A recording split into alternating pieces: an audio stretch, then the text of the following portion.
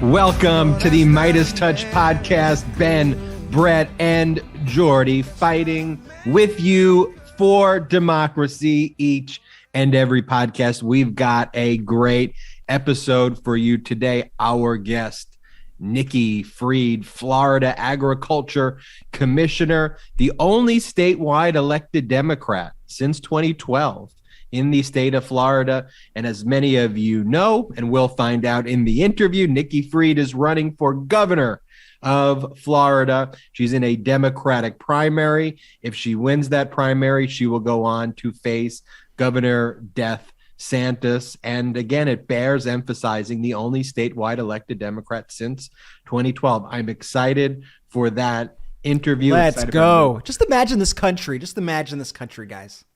Governor Beto O'Rourke, Governor Nikki Fried, Governor Stacey Abrams. Doesn't it just sound so nice? Isn't that an America we all want to live in, you guys? Can we make that happen, please? Avoid the coup in 2022 and vote blue. Jordy's been practicing some slogans over there. I'm workshopping them. I think it's something like that. I don't know. Good. We're gonna hammer that one home. And hey, I have to speak up on something I did last podcast. I don't know why. I think I got nervous, Ben, when you and I were going back and forth last week when I was talking about the punches. And then I saw in the comments on people. I know. People nervous in debate. Yeah, somebody said in the comments, "Hey, I thought you punched because you're fighting to save democracy." At the upper end of the podcast. If you watch us on YouTube, you see I do that every show. And you know what? That is the exact reason why I do it. I don't know last podcast why I said, yeah, I don't really know why I punch. I do it for that specific reason that YouTube commenter said. I do it because we fight for democracy every single episode. I truly have no clue what it is you're talking about, Jordy, but I'm excited to genuinely have no clue what it is you're referring to. And I hope that you're okay. I don't know if this basketball game you have against Attorney General Shapiro in Pennsylvania is like getting in your head because so nervous. I'm so nervous. We're like 14 days away. We're 14 days away. The workouts are going nonstop. It's way too cold for me to get up shots. Like it's 3 degrees here right now in Pennsylvania. So I'm going to go in just cold to the game. No shots. I'm picturing like a Rocky style training montage of you running in the snow, Jordy, putting your arms up in the air. I know you're not doing it. I know you're not doing any of that though. No, I'm doing similar things like that. But the problem is I'm not actually playing basketball. So I'm doing all of the basketball workouts without actually shooting a basketball. So it's going to be an interesting game. And we locked in the date. It's February 15th. And we're going to live stream it. So be on the lookout for exact details. Very exciting. And one of the things to reflect on when you're listening to this Nikki Fried interview is that Governor DeSantis only won the last rate by like 0.3, 0.4. Like he literally almost lost. Like the balance was in the thousands of votes. And you know, look, what Governor DeSantis is doing there with all the medical misinformation that he's spreading, just totally giving up any sense of governance whatsoever. I mean, he's just one kind of propaganda stunt after another with no real substance and delivering nothing. People like Nikki Fried in Florida, people like Beto O'Rourke in Texas. I mean, Democrats who do things and who support democracy is what's important. And speaking about supporting democracy, the Jordy calls it a charade. I call it a charade. I mean, the Republican Party, should we even stop calling them a political party, you know, at this point? I mean, an extremist, fascist, hate movement that used to be a Republican Party. I mean, embodied in this Trump event, this fascist Hitler-like Nazi assembly of people that took place in Conroe, Texas over this weekend. Probably one of the most, if not the most, unhinged Trump we've seen, you know, with the support of all the GQP. They just watch that. They allow that to happen. They don't give a shit. Like that is who they are. They are Nazis. They are doing Nazi rallies. Here's the problem for me.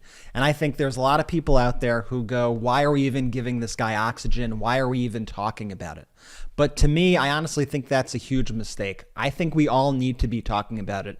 And because I think us political junkies, you listening to this podcast, everybody on Twitter and Facebook and social media who are so involved in politics, you are the ones seeing the craziness that's going on.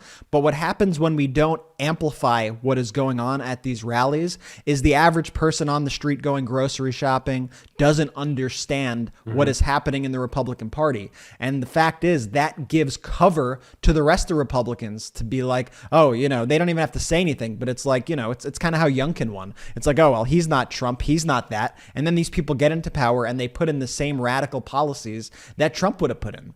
And so I think it's important to highlight that this is happening. I think it's important to highlight that the Republican Party seems to be in full support of what is happening. And I think it's an urgent threat to this country. Like, we can't ignore it. I'm sorry. Like, we've learned at this point, we cannot ignore what's going on. And what we saw the other night was the greatest hits of hate. And not only the greatest hits of hate, not only the stuff that we've heard before, but Trump has added some new numbers to the greatest hits of hate at his hate rally the other night, promising to pardon all the insurrectionists on January 6th, to pardon the people who attacked the Capitol on January 6th. That is the platform that he is running on. Play the clip, Brett, of him promising to pardon the January 6th president. So many people have been asking me about it. If I run and if I win, we will treat those people from January 6th fairly. We will treat them fairly. And if it requires pardons, we will give them pardons because they are being treated so unfairly. A weird position to take that he wants to free all of Antifa and Black Lives Matter, because apparently that's who did January 6th. Yeah, can they get their story straight? So who was it? Was it Trump supporters or was it Antifa and Black Lives Matter? They've abandoned they've now fully embraced that it's Trump supporters, it's insurrectionists who in their mind are freedom fighters who are being poorly treated by the deep state. That's the full narrative. They've given up on the other one because it's so absurd.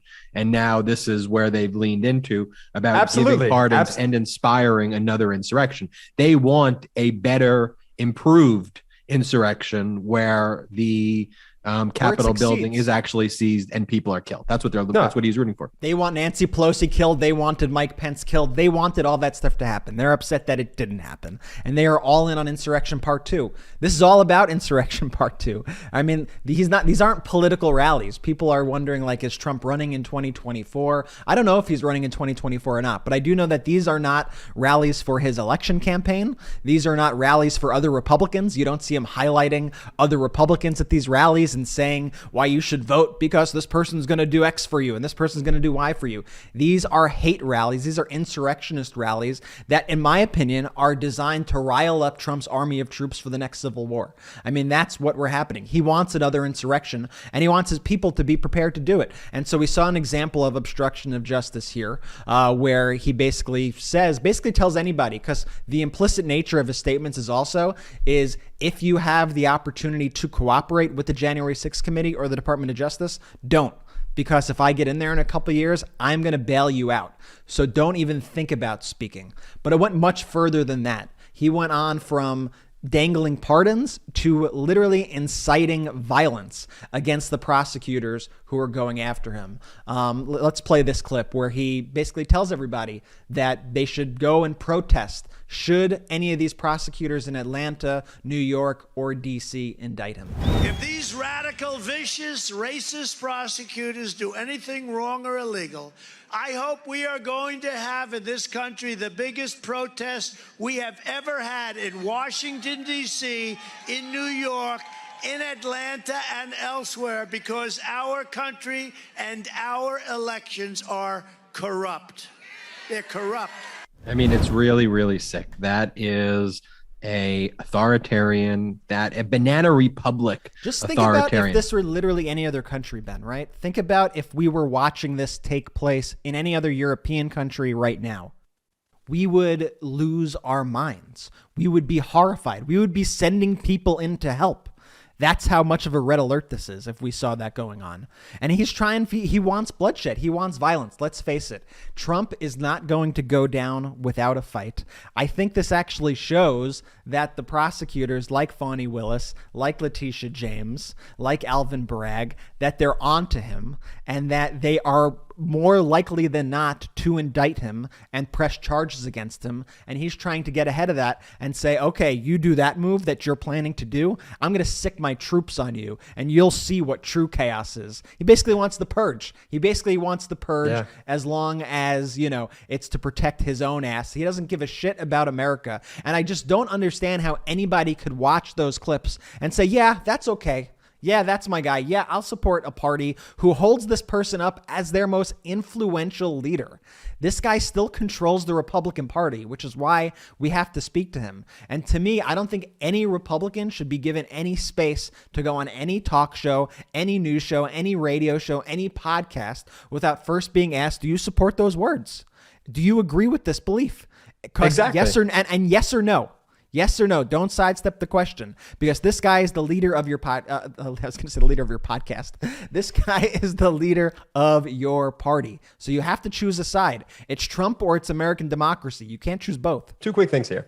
So first off, we're not going to let Trump quote unquote surprise anybody this time. This is why you have to talk about the guy. You have to take the air out of his words, and you have to get people on record and let them say what they want to say about Trump. So then we know where they stand, specifically in the Republican Party. The other thing I want to say is the pardons, man. He holds his constituents like they're poker chips. If he actually wanted to pardon the January 6th insurrectionists, the terrorists, he would have done that before he left office. And by the way, Joe Schmo from West Virginia, he's not talking about you, who he's going to pardon, who stormed the Capitol. No, he's talking about Steve Bannon. He still doesn't care about you. What he cares about is your money, and he wants you to donate to his campaign or whatever the fuck he's selling you this time. Is Joe Schmo your new nickname for Joe Manchin in West Virginia? I just think it's very coincidental that it was West Virginia. He's on my mind today for reasons we'll get to later. Well, you think about what's going on in the rest of the world, Brett. You mentioned this morning I was watching the House of Commons in the UK. And I love watching videos of the House of Commons in the UK. Isn't it the best? I mean, it's full combat debate where the opposition parties just throw questions at the prime minister, call for him to resign to his face. And there's just this combat of ideas. But the big scandal going on right now in the UK is called Partygate. And it's that Boris Johnson was holding these apparently alcohol-fueled parties, the prime minister, alcohol-fueled parties at the prime minister's house in Downing Street and in his flat and other locations during the lockdowns. And they had this whole investigation, and he's withholding some of the investigation from the House of Commons, basically. But the key point is people are asking him to resign for throwing those parties without people wearing masks and observing the COVID protocols at the time. That's the big scandal in UK. Meanwhile, in the United States, we have Donald Trump, who's literally trying to kill prosecutors who are prosecuting, who are trying to engage in a legitimate criminal investigation. That's what I thought while I was watching the House of Commons this morning. No, it's very true. But those House of Commons, whatever they do in the House of Parliament, I don't know much about it, and so I'm not even going to speak about the details of it. But it's like watching rap battles. It's like they say their lines, they drop the mic, and everyone's like, oh! It's literally like nothing I've ever seen before. I just cannot imagine if our Congress was like that. And they're so close to each other. They're in the world's tiniest room when they scream at each other. And it's like, imagine getting the president of the United States in a room surrounded by all the lawmakers who are just screaming in their face, and people from their own party as well, taking the opposition side and screaming in their face, pointing at them, going, "You idiot!" It's really nothing you've ever seen before in your life. Yeah, you should go and watch it.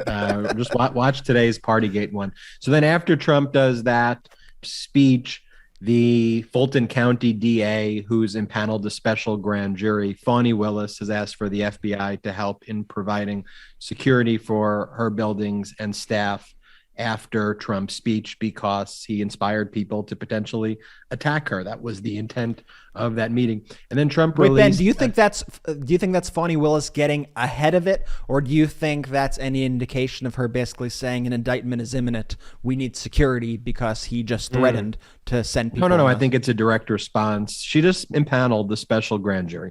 That's still going to take a little bit of time. And they're, of course, investigating the phone call that Donald Trump had to Brad Raffensperger, where he was trying to extort Raffensperger and interfere with the elections by having him find votes that don't exist to overturn the election. She just impaneled the special grand jury. I think she's genuinely fearful that he's going to inspire a radical to try to bomb one of the buildings or kill her or kill some of the civil servants who work there. I think that's what it's in response to. That's the fear that I have really around the country. And it's a term that I brought up months ago and you made fun of me for using big words. But this notion of stochastic terrorism, which is I know, big words, and I'm on it today. But you don't go out and commit the acts on your own, but the words you say, the things you do inspire others to carry out acts of terror on your behalf. And you are not necessarily implicated because you are able to remain sort of one, step away from it. And that's what Trump's doing here. I mean, he is clearly inspiring, to me, quite directly, inspiring violence on law enforcement, inspiring violence people to go and start, killing people in the government. Like, this is something that we keep seeing over and over again. And I don't think we should be taking it lightly. I don't think we should be taking it jokingly. This is deadly serious. Yeah, and I don't make fun of the word stochastic. I just think it's superfluous. I don't think the word's needed.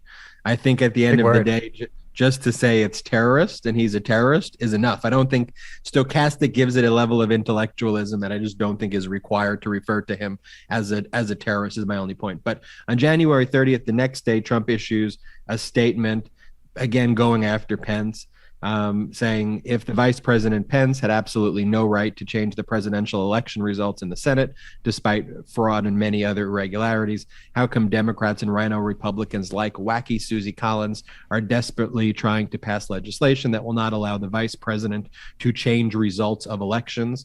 Actually, what they are saying is that Mike Pence did have the right to change the outcome, and they now want to take the right away. Unfortunately, he didn't exercise that power. He could have overturned the election. What a crazy statement to make, like an admission of trying to overturn a democratic election. And again, going after Susan Collins and people in his parties. I'm not going to give that statement really any more attention other than that it's crazy. It's completely false. And it's just confession. And it's a confession. The guy is trying to create ambiguity in the law where there is none. There's no way for Mike Pence to overturn the election. That's not a thing in the current law. But clearly, Trump is trying to parse any word that he can to try to make that be the reality. So yes, when somebody dangerous comes and tries to exercise every possible angle they can to overturn the results of elections, yes, perhaps legislation clarifying that is illegal is indeed necessary. Once again, they create the problem and then they complain about the solution. And I think one of the crazy things also about this whole Pence thing is, like Jordy said, like he admitted it. Like he's far beyond now saying, oh yeah, the election was rigged even, or we actually won the election. He's kind of in this one, he's thrown out the argument that we lost the election and is now in we could have had this election overturned. And if that's Trump's standard, then okay, Kamala Harris has a whole lot of power in 2022 and 2024. Kamala Harris could just go start overturning whatever election she wants. Let's get all Democrats, right? Kamala Harris has that power. The VP has that power according to Donald Trump. So go, have fun, VP Harris, have fun. Every time Trump releases one of these statements, I picture like from one of those movies, like those frat movies, like one of those fraternity guys hitting one of the pledges like in the butt with the paddle. And then the pledge going, "Thank you, sir. May I have another?" And the pledge being Mike Pence in this situation, because what the hell do you guys think Mike Pence is thinking every time Trump releases one of these lunatic statements seemingly attacking Pence? I know. I have an answer. When we say that these Republicans have no spine, it's not simply like a metaphor. It is actually true. Like, I'm convinced that these Republicans may not even have like any emotions whatsoever other than a moral compass that points like evil and follow. They are lemmings who follow any authoritarian strong person, and they have no other views. They literally don't know what to do. And so they just follow whoever says the craziest shit the loudest is who they follow. Like like little penguins like running in Antarctica following Donald Trump. I mean, it's a little weird of an analogy, but look at Susan. We went from frat boys getting hit in the ass with paddles to penguins following Donald Trump. The problem is my analogy was the best one, and Ben tried to top it with like just throwing out all the analogies possible, and then somehow confused. I don't know. It got weird. Look at Susan. We're done with analogies. Look at Susan Collins' statement though when she goes on George Stephanopoulos. And she's asked, like, would she shut the door on supporting Trump? And she doesn't know how to answer it. She goes, it's not likely, but I'd have to see all of the facts. Like, how is that possibly your position? Just play the clip.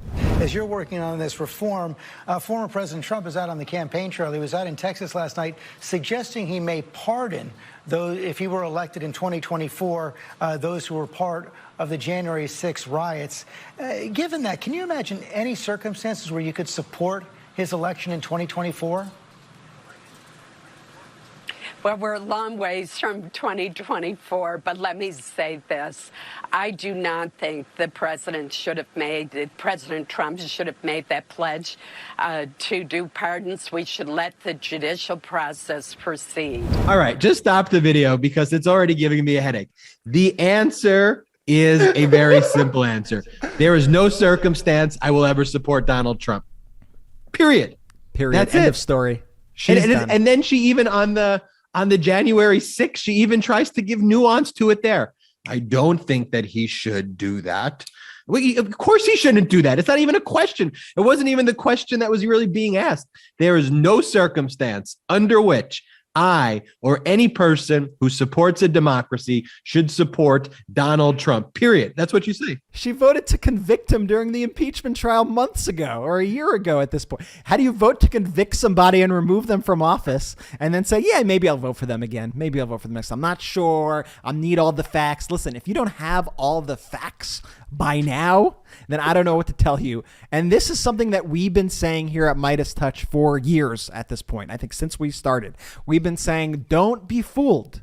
Don't be fooled by the so-called moderate, and I'm using quotes for the listeners, Republicans, because they really don't exist. Susan Collins likes to think of herself as a moderate Republican, and too often the media and people in general give her credit. They try to act like she's in a different league of Republican. And what we've said nonstop is there is not a lot of air between Susan Collins and Marjorie Taylor Greene. She is just as radical as the rest of the Republicans. She just hides it a lot better. So stop giving him cover. Stop giving him cover. And this is why we need to be talking about this. And this is why we need to be naming and shaming these people. Not that they care, but we need voters to look at this and be like, this woman is insane. But let's also be clear. Susan Collins is 1 for 2 in voting for impeachment against Donald Trump. The very first time she voted no on impeachment because she thought that he would learn from his lessons. She showed her cards.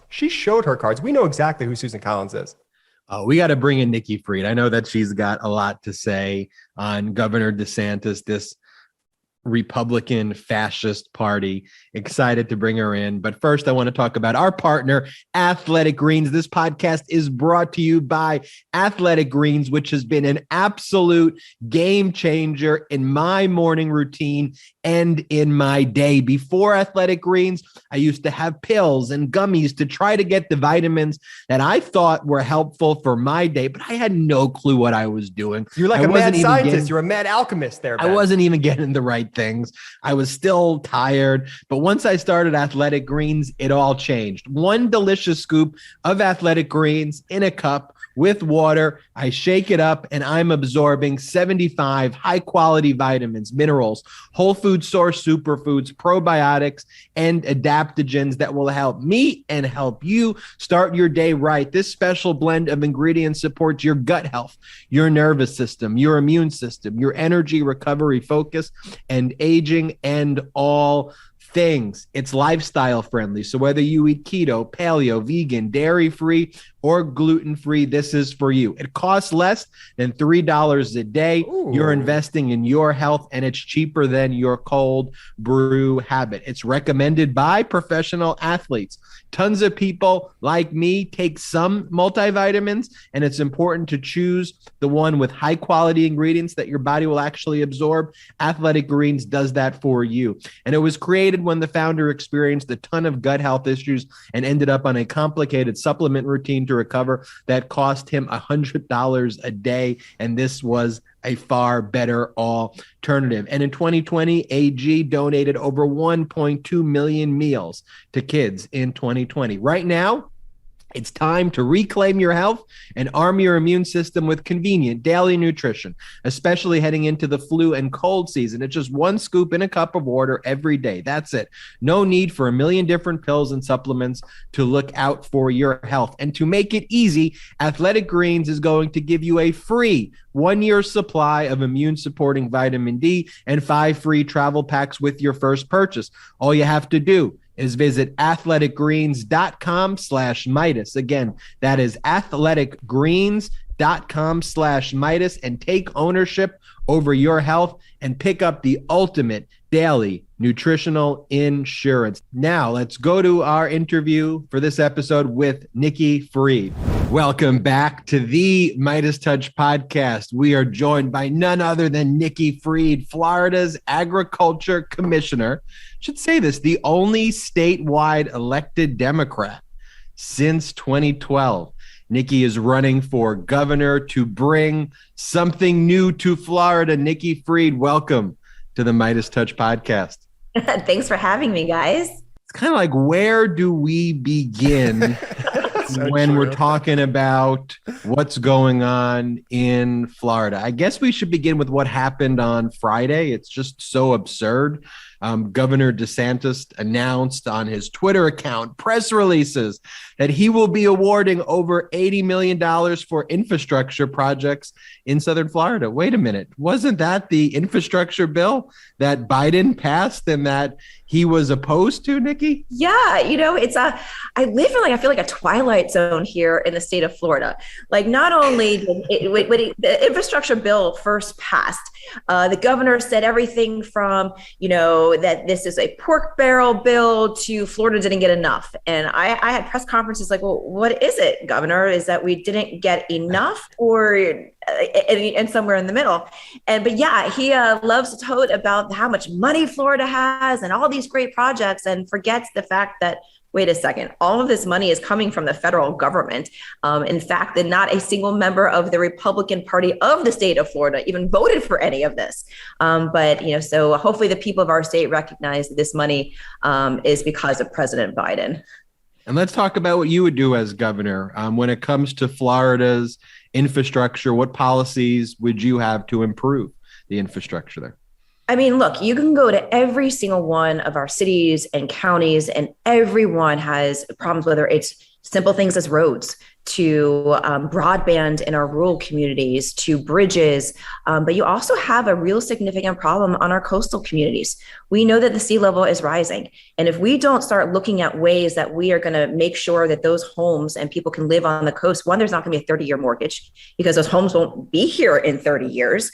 But I think that a lot of it that I kind of talk through is, how do we utilize this money to not only once in a generation to have this amount of money, but also looking at how to increase the workforce and the pay of salaries for so many people that are out there that are struggling. And so now it's not only utilizing it to fix our roads and to fix all the infrastructure, but utilize it to truly stimulate the economy, get people back to work at reasonable jobs. And so there has to be some type of, connection to not just the infrastructure, but how we're utilizing it to kind of move our state forward.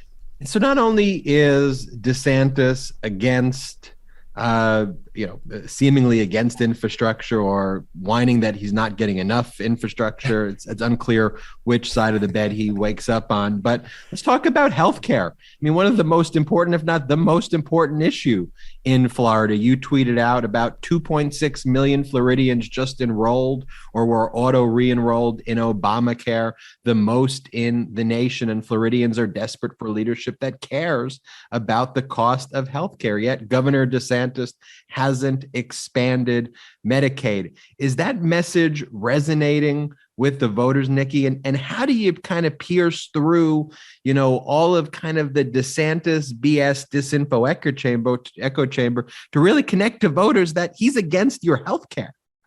Yeah, and I think that's a really important thing, because people need to understand that why we've got the largest enrollment in Obamacare is because we have not expanded Medicaid, and we have not expanded. We're number 50 in the nation when it comes to healthcare insurance coverage, number 50. And so people are seeing that there is two worlds, and they're talking about that healthcare. I mean, there was one of our legislators says healthcare is not a right or a privilege, and so when you have the mindset of that, and we're just going through a healthcare pandemic where you saw the disparities in our healthcare system. I mean, even of last week, we heard that there was 1,500 vials of the actual treatment for Omicron, as opposed to what the governor wants to say about Regeneron, but actual the treatment for it. And he got those vials and he put it into a private healthcare center, not into our public hospitals, not into Jackson. And so people are starting to wake up that we've got a state that doesn't care about the health and wellness of the people. But it's on both of our jobs, to be elevating through your mediums and through the people that listen to you as I go on the campaign trail and I'm talking to Floridians and making them, understand what is happening here in our state. And it's not just been under Governor DeSantis. It's been 20 straight years, almost 25 straight years of one party rule in our state. The fact that we are number 50 when it comes to healthcare coverage, and the fact that we have the most amount of Obamacare entries is not something to be bragging about. That is not a number one that I would like to continue or that I would like to post anywhere in our state. That actually shows that we are failing the people of our state. Did you watch the confirmation hearing last week of the Surgeon General who DeSantis appointed? And when the Surgeon General was asked whether or not vaccines were effective against COVID-19, he wasn't able to answer that question. What was your reaction to that? So painful to watch. Like hearing his answers and his mannerisms, and even the people behind him, started to kind of shake their heads. It was an embarrassment. And actually, Rachel Maddow on Thursday evening had an entire clip, played the entire clip of the questioning. And it is such an embarrassment to our state that this is somebody who's going to be Surgeon General. And because I know the Republicans are going to rubber stamp this. I've been very strong even before the confirmation. This guy has no business running our state's, Department of Health as Surgeon General. He's an embarrassment. And I am ashamed of my own University of Florida alma mater, who has given him a job inside of our amazing university, and he still hasn't shown up to that job either. And I'm not only concerned about how he dealt with the questionings, but that how he responds to people. I mean, there was a press conference that he was at, and somebody was asking him questions, and he was laughing at them. And we're talking about a healthcare pandemic where here in the state of Florida, we've lost almost 64,000 people, and there are serious questions. And he laughs at the questions. He's an embarrassment, and I will continue doing whatever I can to elevate this.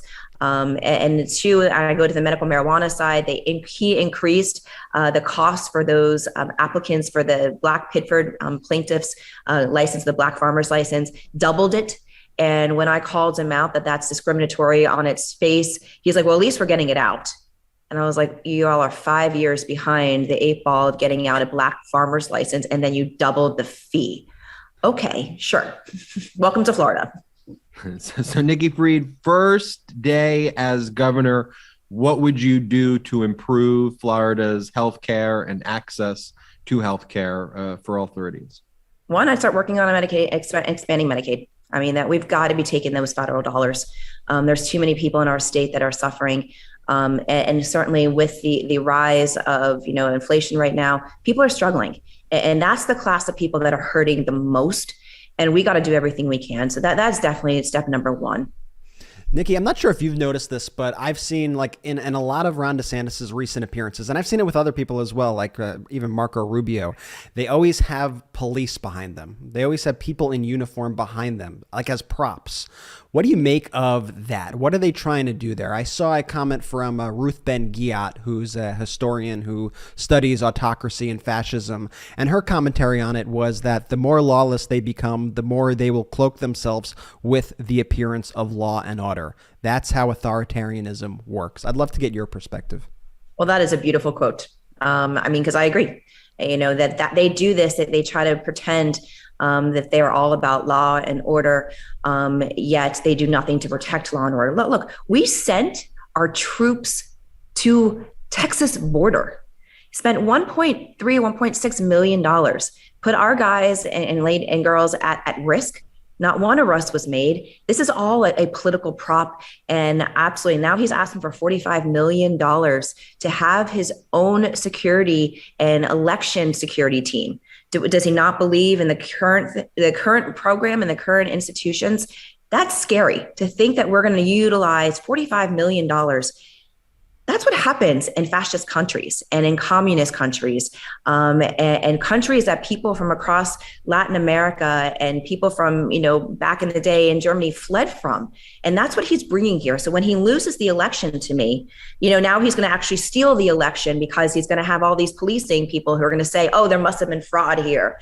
But I agree that this is scary. And the fact that they're utilizing fear tactics is what it is, propping these people up.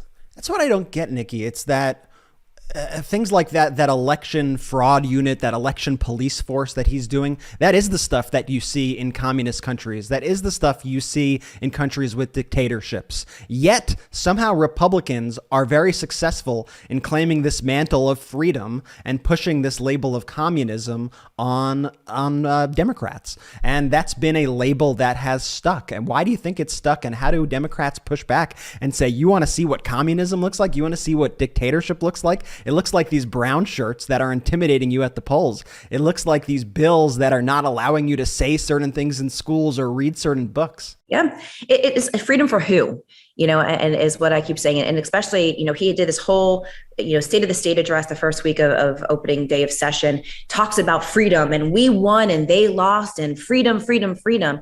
And then they file a bill that takes away women's freedoms to decide on abortion. And so you're right. Unfortunately, Democrats have been labeled as socialist and communist. And truth be told, and I've said this very publicly, we as Democrats didn't do a good job defeating it and responding to it. Everybody kept saying, oh, it's not going to stick. That's crazy talk.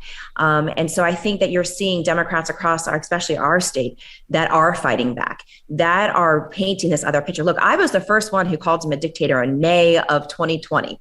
It was the first one. I had a press conference right after legislative session last year. I called him a dictator. Everybody's like, oh my God, yeah, I can't believe you just did that. And now the national media and everybody across the country and in our state are like, she was right. And in fact, this is actually happening and very scary. So I think that you're starting to see that rhetoric be turned around. And there is so many things. If you study the history of the rise of any of these dictators, you'll see that it is a playbook of going after the media, taking away people's rights to vote, taking away people's rights to protest, banning books.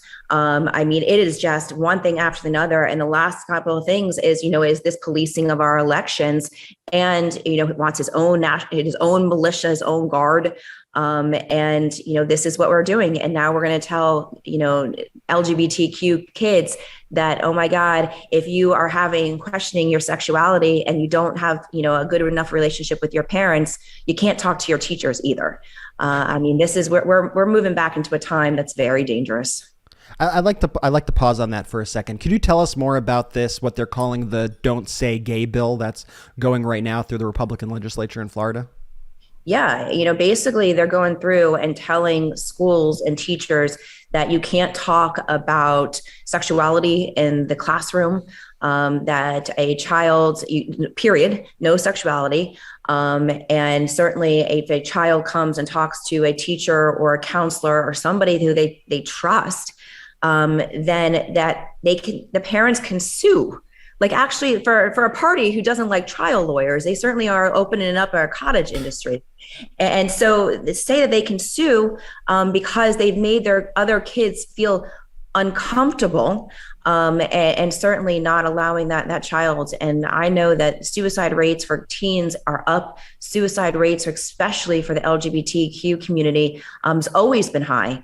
And now you're intentionally telling them they have no safe spaces to go to. My stepbrother came out to me when we were in high school, and I remember those conversations. He didn't know what to do, didn't know how to talk to his parents. And this is coming from a Jewish liberal family that is open-minded. And he had questions about how to approach his family. And so I can't even imagine a child who is in this circumstance and has parents who are the ones who are going and pushing this legislation.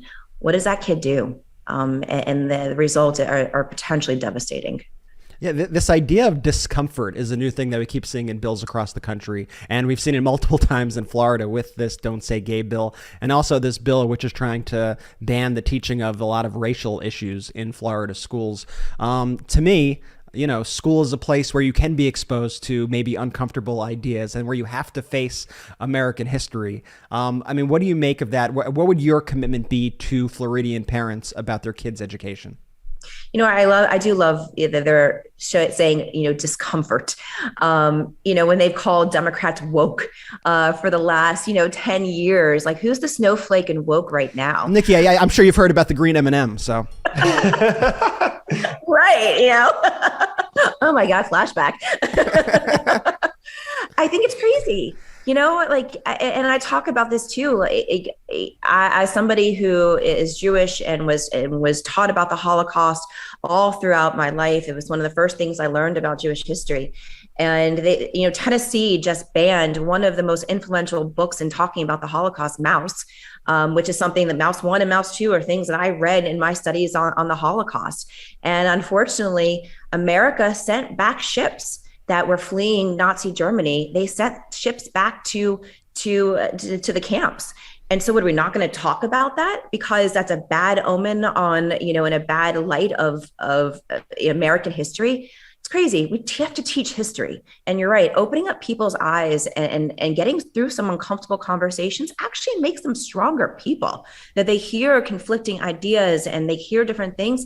And we got to trust our population to be smarter than that. Of course, parents should have a role in the education of their kids. I've got 3 stepsons. I can't even imagine having a hands-off approach and just letting them kind of roam free in the schools. But I also know that, we've just had 2 years worth of, virtual learning. I didn't hear a lot from parents saying, oh my God, my kids are being taught crazy things. That didn't happen. And they're creating these culture wars that is, heartbreaking, in our society. Absolutely. And I feel like this is one where Democrats could win. I feel like saying, Republicans are trying to talk about cancel culture. I saw Molly Jong Fast write this. I thought it was brilliant. They're literally, in canceling books, they're literally canceling culture. If you want to go down that route, they are canceling books. They are banning the teaching of American history. What is more un-American than that? What is more against our kids' education than that? Yep. And that's exactly it. Again, that's back to what I just said. They call us woke and snowflakes. When the reality is, this is exactly what they're doing. It was funny and I know you're about to ask another question to show this. I tweeted a picture of me in a tank top and a Budweiser hat and said how I'm going to, do well in the panhandle. My God, you should see the Republican responses to that. I can't believe a gubernatorial candidate is in a tank top and a Budweiser hat and is trying to placate and trying to, be persuasive. It's like, what? Let's put their tweets side by side to what they say about M&Ms wearing stilettos, and we'll see how they how those match up. I'm sure. One of the things I feel like we see, and I feel like Florida has often been ground zero for this, and in 2020 especially, is after the election we discover all these deceptive tactics that were used by Republicans. I remember there was one congressional race where Republicans ran a shell candidate with a name that was similar to one of the other candidates to peel off votes, and they ended up winning that race. And I've also heard about all these other campaigns they're flooding the phone lines to Latino voters, spreading disinformation about Democrats, calling them communists. They're flooding Latino radio stations, and they are, also calling Democrats communists and spreading all this disinformation about what Democrats are going to do to Latino families. How can we take a proactive approach to these sorts of tactics rather than looking at it in, a year after the election, a few months after the election, and going, damn, they got us. And yes, there might be punishments for those people, but guess what? Those people got elected to these positions, and some people had to pay fines, but they got us.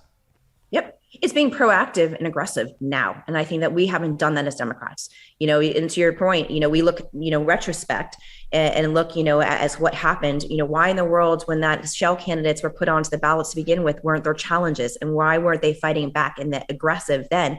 Because again, everybody thinks, well, it's not going to really work, but it does. And it has. And so that's why I have been on Spanish radio. I've been on Spanish TV. I have a very aggressive Latin American advisory council and consultants, and my campaign manager is Latina, because we are not going to take that for granted. We are going to be in your face. We're going to dispel these conversations. We're going to show you the other side of the fact that they have completely pulled the wool over, so much of our Latino population here in our state, and are manipulating them. And the governor wants to talk about, the Cubans, but meanwhile, he placates to them. He goes down to Freedom Tower and gives $10-20 million, whatever that number is. Well, how is that helping the lives of the people that are actually living here in our state? Or more importantly, how is that helping them have, helping democracy in Cuba? And so it's taking those issues on and being in your face and being aggressive on the response. I think one of the highlights of your campaign, Nikki, has been when you called Ron DeSantis out for stockpiling those COVID tests in a warehouse. And there were up to 1 million COVID tests just sitting in a warehouse. And you called it out. You held an emergency press conference. And what did Ron DeSantis do? He called you a liar. Yep. And then it was revealed, days later, that he was the one lying and that you were exactly right. I would just love for you to walk us through that. And what are the results of that? What's happening with those tests now? Yeah, so it all started kind of mid-December when the numbers were starting to spike again in Florida with Omicron, and you saw the 4 or 5 hour lines all across our state. And Ron was MIA, literally MIA. No one knew where he was. We all started kind of asking, where's Ron? And we got one message from his press secretary, and then it changed a day later. And then they posted a picture that was 2 weeks old. Proof of life photos. Yeah. Right. Proof of life, which wasn't the case. Nikki, did you see the video? Sorry to interrupt. Did you see the video of him not having trouble breathing? Yeah. What did you make of that? I don't know. I certainly won't speculate whether or not he had COVID or he had indigestion or, was out of shape and walked upstairs very fast and couldn't catch his breath. But I think that it continues to go through the lines of something's happening and you were not honest with the people of our state.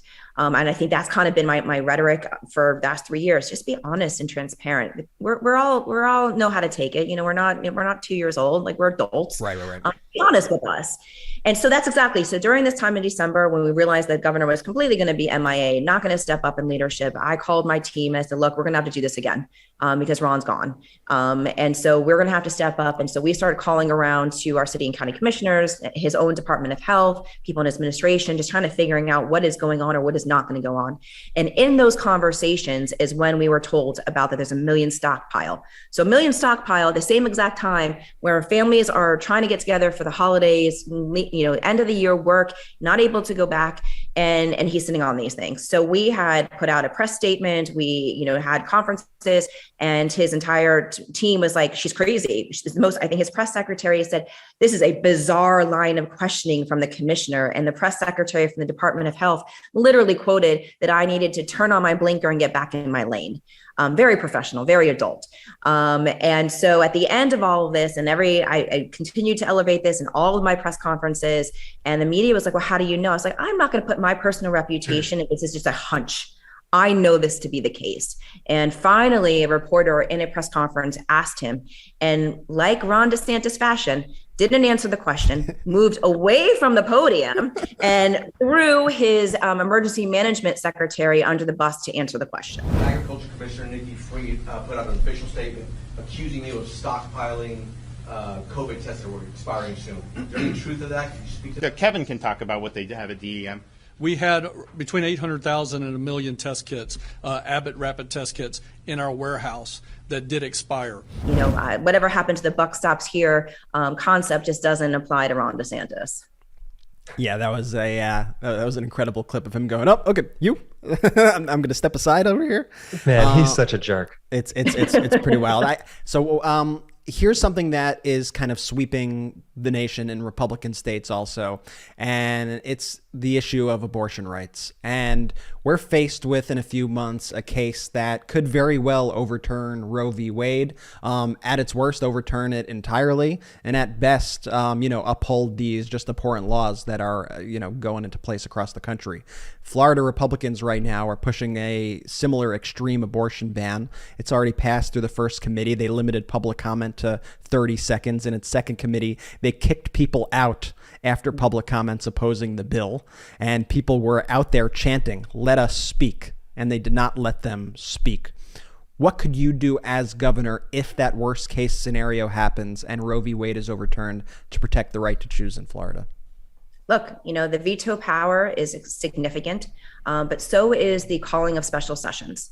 And I have said this very clear, that if the legislature doesn't work with me as governor, they become full-time legislators. And they will come in here and they will have to be here all year long until they fix some of these laws.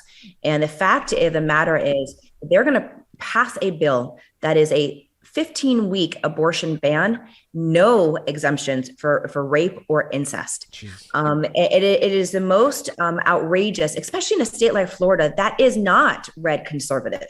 That 1 out of 4 women have had an abortion.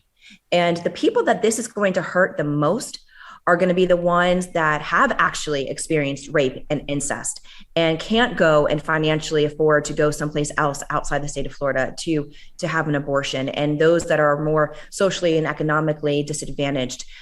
So as governor, and I've said this very clearly, that if they pass this bill, which I think they will, this will end their reign of terror over the state of Florida, because the women of our state are going to come out in droves, because the pendulum will have swung so far. And it is unconscionable that there's so many things that are going on in our state, in our society right now, everything from affordable housing and not having been able to pay your property insurance and property taxes. Rent is being increased by 26 to 50% across the entire state. We've got buildings that collapse and environmental disaster in our state. And this is what we are talking about today, and kicking people out of legislative hearings. Such an undemocratic process, and this is going to backfire on them, and we will have a mandate going into my first legislative session to reverse this. And I'm going to pass it over to Jordy in just a sec, but I just want to let all the listeners know, because a lot of people tend to have this idea that, people thought this about Trump. Oh, he's untouchable. He can't lose. People think that about DeSantis too. Remember, Ron DeSantis only won by 49.6% to 49.2% in the last election. He is an incredibly beatable candidate. And not only that, Ron DeSantis has done nothing to lead from the middle or to bring all the sides together. He's just placated his extremist base. So we could do this thing. And now, Jordy, I'll let you go now, because I know you have a question you're itching to ask. Yeah, no, and it's super important too. Switching gears here, Nikki, onto a much lighter note. Do you know why Ron DeSantis' press secretary, Christina Pushaw, just blocks everybody on Twitter? She hasn't blocked me yet, but she's But she stalks me. She actually stalks me. My friends and my significant other thinks that there's a theory behind that, but she goes out of her way to stalk me on every opportunity that she has. It's actually quite hilarious. It's certainly strange behavior, especially from somebody's press secretary. But Nikki, I think you've answered this throughout this entire interview. You've run a terrific campaign, but you're also in a contested primary. Now, what sets you apart, in your opinion, and why should Floridians vote for you in the primary? Everything. This is an easy one for Democrats. One, I have born and raised in Florida, lifelong Democrat, was doing Habitat for Humanity and soup kitchens and civil rights parades when I was in high school. The things that I have fought for as a public defender, fighting for individuals during the foreclosure crisis. This is who I am. This is me as a fierce fighter. And the Democrats need somebody who is going to fight, who is a proven track record and has won statewide. This is a hard state. I've been in the arena with DeSantis. I haven't just thrown punches, I have landed punches. And look, all of us in the Democratic primary are all gonna have similar policies, because we know what's wrong with our state. We're gonna have similar policies, but what good is that if we can't win them? And if we can't win, we can't effectuate any of those policies. And who is going to be the person not only who can win to get those policies in fact and actually enacted, but more importantly, or equally as important, is who's going to fight for those policies when you are governor and in a Republican legislature. I'm the one who is willing and ready to take on the Republicans to make sure that we're fighting for these issues. And Nikki, we always love to give our listeners ways to get involved. And we do have a lot of our listeners based in Florida who are Floridians who are rooting for you, but they definitely want to know how they can help volunteer or help with your campaign in any way. So what would you tell them? So very easy. Go to my website, nikkifried.com. That's NIKKIFRIED.com. There is a link for volunteering. There's a link to give $4.20. There is opportunities. This is a grassroots campaign. All the amount of money that we've raised, the average dollar is low because this is built on the grassroots, and that's how we're going to win the state. Every dollar, every individual, and knocking on doors and talking to people all across our state, from Key West to Pensacola to everything in between. Nikki Fried, Democratic candidate for governor of the state of Florida. Beat DeSantis, please. Let's win this. Nikki Fried, thank you so much for joining us on the MeidasTouch podcast. Well, thank you so much for having me, and thanks for you all using your voice to elevate these issues in Florida. We will be right back after these messages.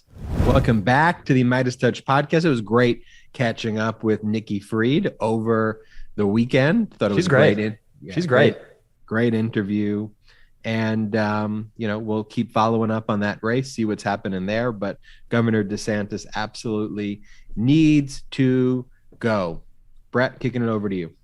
Guys, it finally happened. I could not be more excited about this. Do you know what's coming? What happened? What? Okay, so I have been calling on the Meidas Mighty to help us get a coffee sponsor for the show. I think since day one of the MeidasTouch podcast, I said, listen, all I want is a coffee sponsor on the show. Is this true?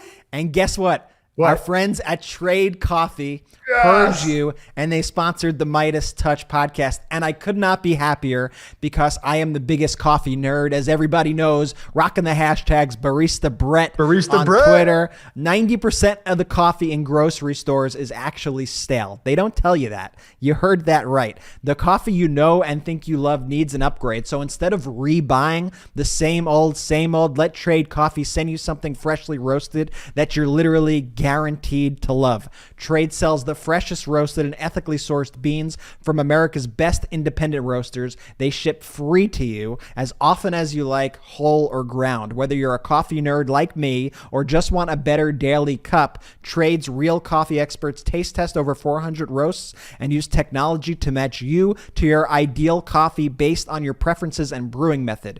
Take the coffee quiz to get started. Trade Coffee guarantees you'll love your first bag or they'll replace it for free. Trade has been featured by the New York Times, Wired, GQ, and has delivered over 5 million bags of coffee. Their subscription is no hassle. Skip shipments, change your frequency, or cancel it anytime. So when I did the like little test they give you to figure out your coffee, I chose my favorites. Personally, I'm a light roast guy. I wanted it for my espresso machine. They sent me the most incredible bag from Dune Coffee Roasters in Santa Barbara, and I had never had Dune Coffee, even though I'd been to Santa Barbara a few times. The coffee was incredible. It had the roast date on the box. It came like within days of me ordering it. I was amazed by how quickly it shipped to me, and the coffee has really been fantastic. I'm drinking it right now. I made a little Americano. I cannot recommend it enough. And the great thing is, if you like different coffee than me or have different ways of making it, maybe you're a Chemex guy, maybe you're an AeroPress guy, maybe you fill your own cups within the Keurig and put it there.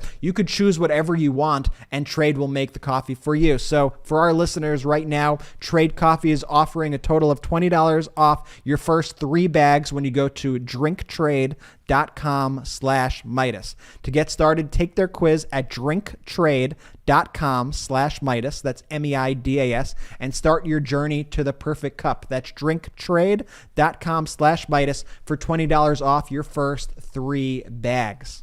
We talked about not to talk too much on the read, because that was an excellent read, but just for the listeners and for the viewers, Brett did that without even looking at the copy. That's how much Brett is. That's how confident Brett is in Trade Coffee. Yeah, Good I for you, cannot. B. Good job. That was really impressive. I'm so excited. Please support Trade Coffee because I want to keep getting coffee bags. Let me steer this ship back to politics. This is why you need older brother Ben on this podcast.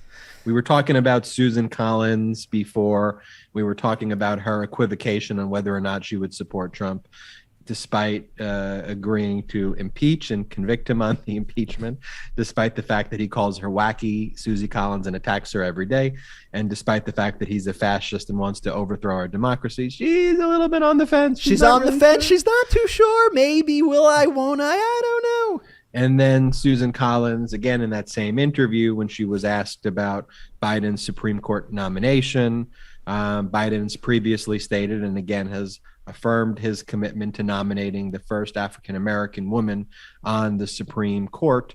Susan Collins believes that that's politicizing the process and has questions about Biden doing that and thinks that Biden's commitment to that is inappropriate. Play the clip from her interview. I would welcome the appointment of a black female to the court. I believe that diversity benefits the Supreme Court, but the way that the president has handled this nomination has been clumsy at best. It adds to the further perception that the court is a political institution like Congress when it is not supposed to be. And so, by the way, Biden's commitment is one, no different than commitments other presidents have made in history. I mean, just most recently, Trump has said that he was going to nominate a woman to the bench. Before that, Ronald Reagan stated he was going to nominate a woman. Why don't you just play the Reagan clip quickly? Polls continuing to show he runs better among men than women. Reagan took a dramatic step today to reach out for female support. Now, I'm announcing today that one of the first Supreme Court vacancies in my administration will be filled by the most qualified woman I can possibly find. One who meets the high standards I will demand for all court appointments. It's time for a woman to sit among our highest jurists. So there you have Reagan saying it. So it seems that the real problem here for Republicans who want to create and support a white apartheid state in the United States of America is that the nominee for Biden's going to be a black woman. There was one word added that seems to have triggered them. I think we could all agree on. Yeah. And let me be very clear. In the United States of America right now, the most qualified nominee for the Supreme Court is a black woman, period. End of story. There's no discussion. That is who the most qualified candidate is right now. And for Republicans to contest that and fight that and diminish the accomplishments of these incredibly talented black justices and judges who are on Biden's short list is entirely completely offensive, especially when you're going to put Amy Coney Barrett, who had basically no experience whatsoever before being, she was a professor at Notre Dame. That was her basically qualifications before really becoming a Supreme Court judge. You had Kavanaugh, and we all saw his completely disastrous nomination process where he talked about his frat party days, ski and all, and his love for beer. Very accurate accusations against him of sexual assault that were leveled against him, or even Neil Gorsuch. It's not exactly the Republicans have nominated highly qualified people, and so the people on Biden's shortlist, highly qualified people: a DC Circuit judge, a Supreme Court judge from California, and a district court judge from South Carolina, who Lindsey Graham, by the way, the South Carolina district court judge, Lindsey Graham said was eminently qualified. At this point, we could just it seems like we could just ignore these people outright. They really don't even have a say in the process. It seems pretty clear that this isn't going to be like past confirmations where a majority of the Senate votes for the nominee despite not being of that party. Those days are long gone. But guess what? it's already been decided. The filibuster, it does not apply to these sorts of nominations. So we're good. Like, we're going to be able to confirm this nominee. And even Joe Manchin this morning said that he supports a quick nomination process and he supports getting the first black woman on the Supreme Court. Now, Jordy, I know you are still wary about cinema. I love your confidence, and I want to buy into your confidence, but I refuse to get loosied with the football and the Charlie Brown show and the Peanuts once again by Kirsten Sinema pulling the ball away from us at the last second, because she always finds a way, man. She always finds a way to just screw Democrats out of anything that we're trying to accomplish during this administration. So look, I hear you. Everything's looking good, but I'm going to proceed with caution until the confirmation is actually complete. After her track record, I don't blame you at all. And I don't blame anybody who feels that way. I mean, she's the worst. But I feel good about this, and I feel confident about this. And, let's just call it the McConnell rule, right? The McConnell rule. We have to confirm somebody within 27 days or whatever it was that they confirmed the last justice in. So let's get it. Let's make it happen, and let's run on it, and let's own this issue, because I think this is something that really excites Democrats. And as we're going to see, the Supreme Court is going to be more and more and more important as these months go on. Yeah, and we've talked about that on Legal AF. We've broke down in the most recent Legal AF. We talk about the affirmative action cases that the Supreme Court has just agreed to hear. The Supreme Court looks like it is going to overturn affirmative action in higher education, or having race become a consideration of many factors, and promoting a diverse student body. The Supreme Court seems now poised to eliminate that entirely. We talked about that on Legal AF. And of course, if you've been following as well, you know that Roe v. Wade is in significant jeopardy, a ruling likely to come out in June or July, perhaps sooner, but likely maybe late May, June, July. That will, in our view, in our analysis, is going to uphold the Mississippi 15-week ban on abortion. Abortions being banned after 15 weeks, and may overturn Roe v. Wade in general, making it an issue to the states to completely ban it if they want to. But we'll follow up there. But the Supreme Court is eminently important, and Biden's judicial nominations have been incredible so far. And Biden's, put a ton of judges on the bench, and I can't even emphasize enough, having federal judges from diverse backgrounds who actually follow the law and don't hoist up the Trump fascist view of things is incredibly important. And, again, especially as we look to, what's going on in states. I mean, we saw this, Jordy Brett, in Michigan, this state Senate candidate, of course, Republican, Mike Detmer, told a crowd that he was speaking in front of that he wants citizens to bring guns to polling places, that while the Constitution says that people should be peaceful. I don't even think I want to play this clip, but let's talk about it. You could find it online. Yeah. We won't play the clip, but basically, here's a Republican state Senate candidate speaking at a forum of people, telling the people to, first, the person who introduced him told people that if they think things are going wrong, just to start unplugging all of the machines and to tamper with the machines there.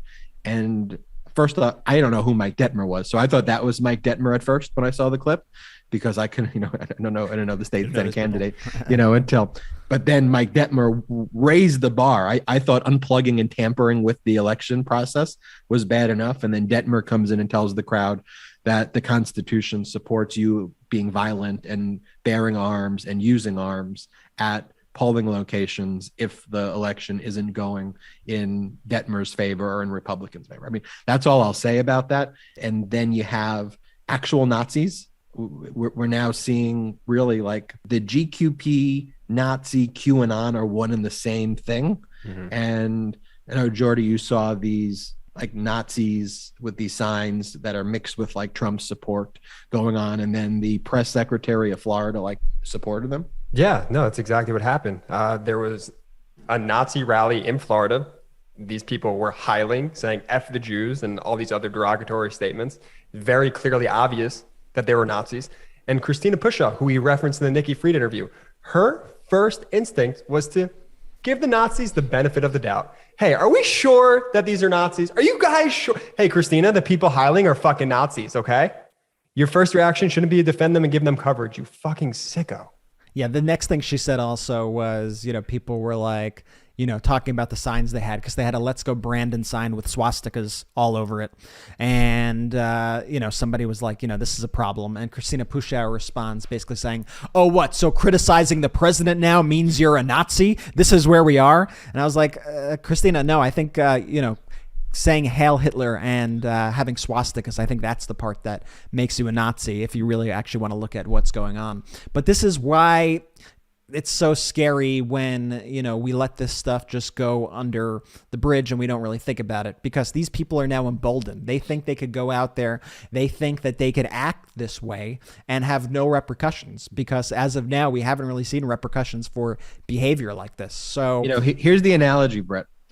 In the past, while I vehemently disagreed with Republican policy, at the very least, you still had some, I don't want to say all, but you still had some Republicans who would rise to leadership positions, like John McCain, who would take the mic away from the person who would be shouting the insane, racist, disgusting things. That's the way it used to be.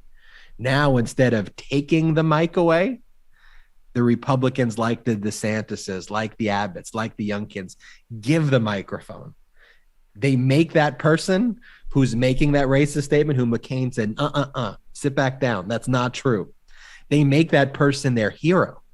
They put that person on CPAC stands and put fireworks around them and say, this person is a hero.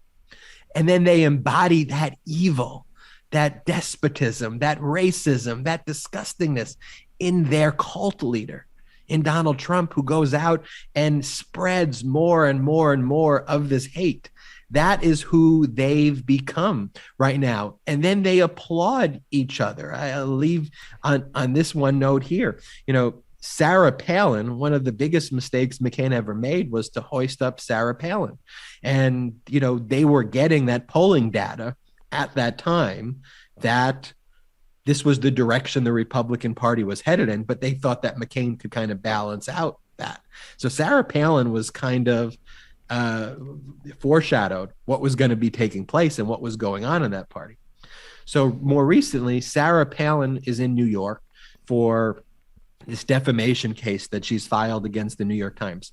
She's against any types of vaccines. She said that she would get a vaccine over her dead body. And so she's COVID positive. She has to test because of the court rules. And she's going out dating, like in New York, at popular restaurants with COVID, spreading COVID to people, not just staying at home, just spreading COVID to people. And then what does Fox News do? Like, that's bad enough. Fox News then brings on former Congresswoman Michelle Bachmann. The original Palin, if you will. The original Palin. And Michelle Bachmann, who's, I won't even comment there, but Michelle Bachmann goes and says, we should basically applaud Sarah Palin. Play that clip. But I think, honestly, Sarah Palin is to be commended because she's trying to act like a normal human being in the greatest city in America, New York City. She's going out to eat at a wonderful little boutique Italian restaurant.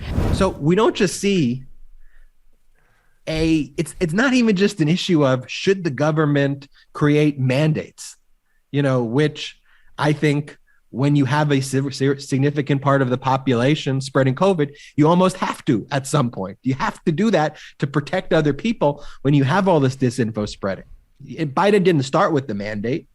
He got the vaccine to everybody. And then he realized, I have to do this. We have no other choice but to do the mandate. So it's not even just about, though, whether the government should or shouldn't mandate the vaccine in certain circumstances. These people are on team COVID. Like the same way people root for their favorite sports team. The Republicans root for spreading COVID. They want to blow in your face and they want to spread this disease. It is completely vile. And it is so strange that this is precisely who the Republican Party has become right now. But that is who they are. Brett, I'm going to throw it to you. Talk to me a little bit about one of our partners' thesis. Some days you're ready to wake up and take on the world, and other days you just can't take it. Imagine what you could do if you had a good day every day. And with Thesis, you could get it all done and make the impact that you are meant to. Thesis makes personalized supplement formulas that are specifically designed to boost cognitive function. It's based in the science of nootropics, which are natural and powerful ingredients like caffeine, ginseng, and vitamin B12 that increase productivity, focus, energy, and mental clarity. You can feel energized without the crash, cut through the brain fog to think clearly, or get a little help with motivation to find your flow. You can take their 3-minute online quiz, and Thesis will recommend high-quality nootropic formulas that are unique to you and your goals. Over 60,000 entrepreneurs, lawyers, engineers, busy professionals, and parents have used Thesis to get better results at work and home. Imagine what you could do with Thesis. I got Thesis. I took the quiz. They sent me all these boxes. I have one that's called motivation, one that's called creativity. I take the Thesis. I'm ready to go. I'm loving Thesis. I highly recommend it. If you have just so much to do in your daily routine and you just don't have the motivation to do it, you want that extra boost to get you through, Thesis is the way to go. And right now, Thesis is offering our listeners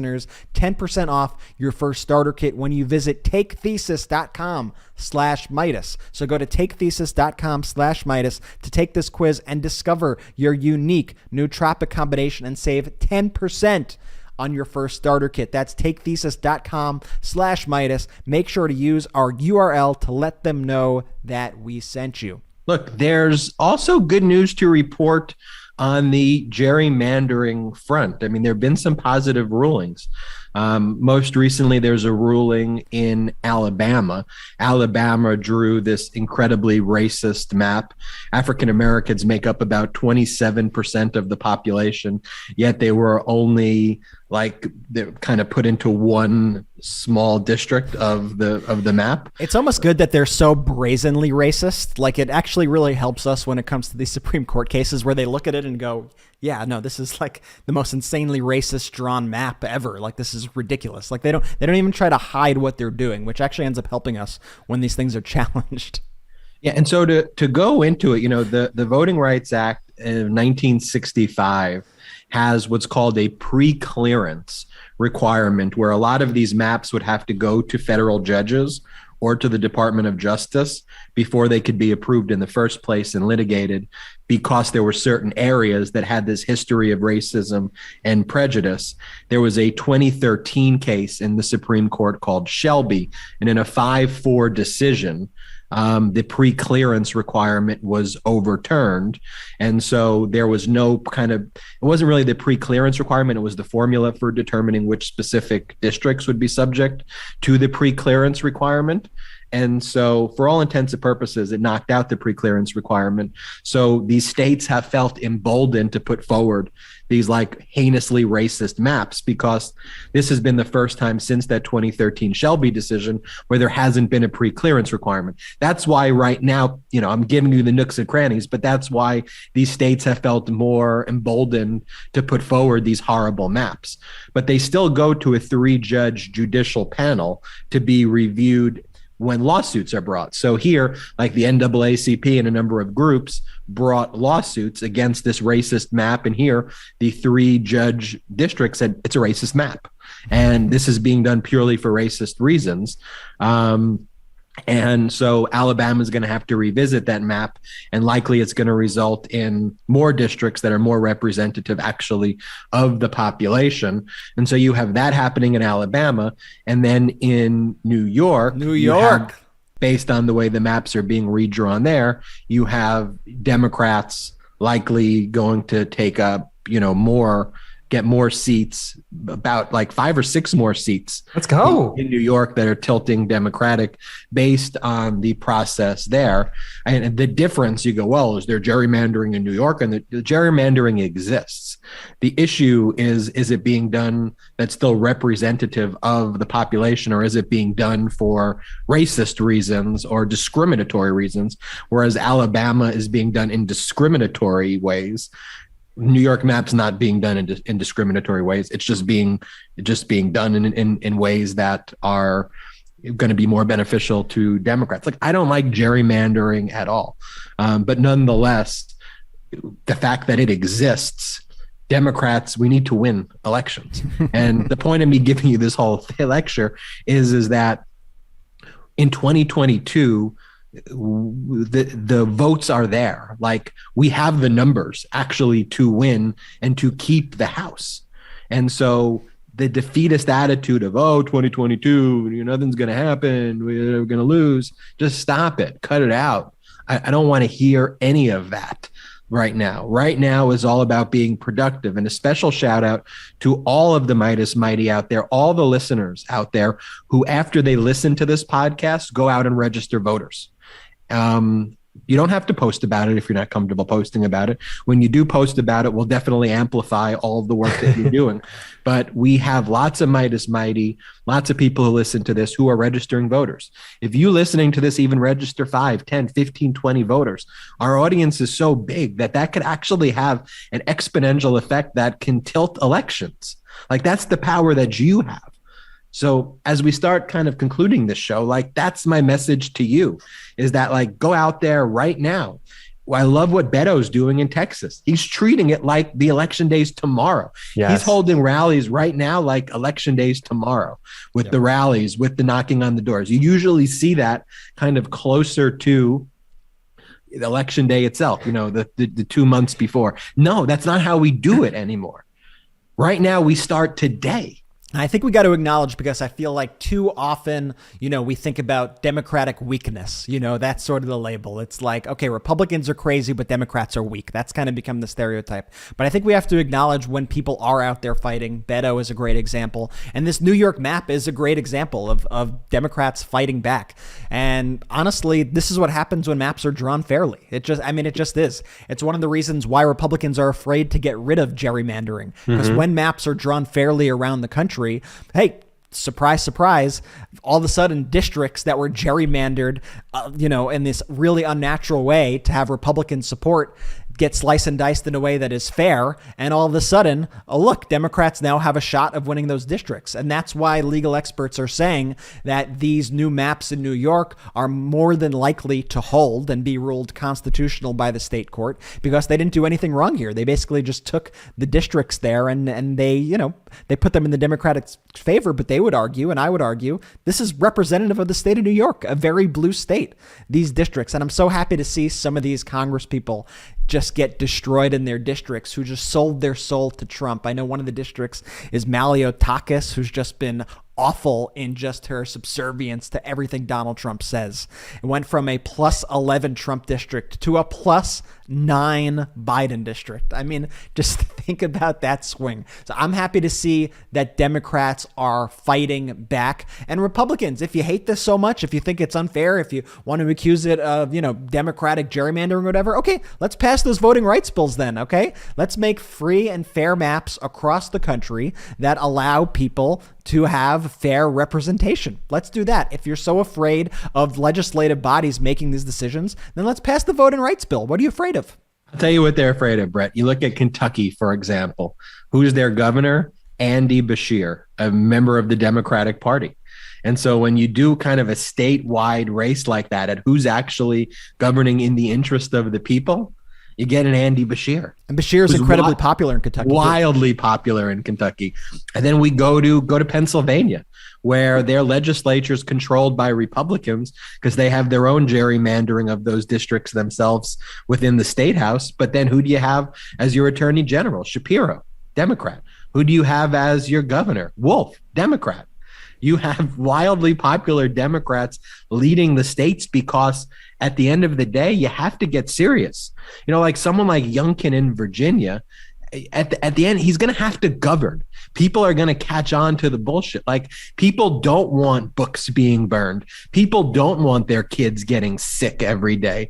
People don't want these policies that benefit the billionaires and not benefit them and their families. People want infrastructure. Guess what? People want the federal government to help out with healthcare and make it free or very, very, very, very cheap. That's what people want. And so it's not popular when you have, and you heard, for example, what Nikki Fried said on the interview, when you have a Republican governor who's not funding healthcare, when it's so easy to fund in a state that's 50th is last in healthcare, but it's a state that's older and needs healthcare, probably in the top 1 or 2 in the country. Like, you're killing your state. You're killing your state. It's wild. And I think it's important that we have these important debates. That's why we do this on MeidasTouch podcast. And a lot of our MeidasTouch listeners have been listening to a podcast that we recommend. I don't recommend podcasts lightly, but one that I think is really good is a podcast called The Lost Debate. And whenever you're looking for news, maybe you feel that you have to choose between this echo chamber or that echo chamber. What I like about The Lost Debate, it's a podcast and a YouTube show for political eclectics who want to escape their media bubbles and engage in just a good faith discussion of ideas across the political spectrum. I'm confident when you have this battle of ideas, the same way we talked about in the House of Commons, the ones that help people are the ones that rise to the top, and those are democratic views. And so the host of The Lost Debate, you have Ravi Gupta, former staffer of Obama and school principal, who founded ARENA, an organization that's trained thousands of progressive staffers and helped elect hundreds of candidates. You have Corey Bradford, progressive political organizer from the Deep South turned TikTok star, who once hosted a Fox News radio show. Corey did this great takedown of the Rogan show on the last one, which everyone should check out. And then also you have Ricky Schlott, a Gen Z New York Post columnist and libertarian fighting to protect free speech. They cover the latest news, ideas, trends that the mainstream media overlooks. So join that conversation. Check out The Lost Debate today. New episodes drop twice a week, and you can check out their YouTube channel as well, The Lost Debate. Brett, Jordy, really enjoyed this podcast. Enjoyed spending time with both of you. Special thanks to all of our sponsors.